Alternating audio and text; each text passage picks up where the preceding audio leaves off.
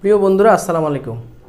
আমরা অনেক সময় দেখা গেছে যে পরীক্ষার প্রশ্নের উত্তর পারি, বাট প্রশ্ন না বোঝার কারণে আমরা অ্যান্সার ভুল করে থাকি। তো ঠিক এমনই একটা প্রশ্ন নিয়ে আজকে আমরা আলোচনা করব। যেমন √289 এর বর্গমূল কী সংখ্যা?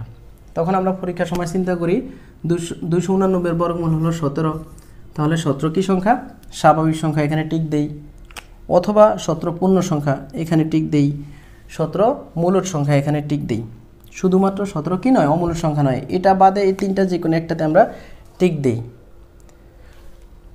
কথা সত্য, 17 এই তিনটাই অপশানই মানে, বাট প্রশ্ন এটা নয়। প্রশ্ন হলো √289 এর বর্গমূল কী সংখ্যা, অর্থাৎ এই 289 এর বর্গমূল।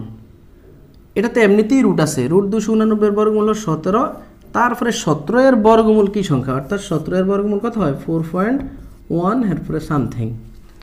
তাহলে এটা কী সংখ্যা বন্ধুরা? অসীম অনাবৃত্ত সংখ্যা। আর অসীম অনাবৃত্ত সংখ্যা কী সংখ্যা?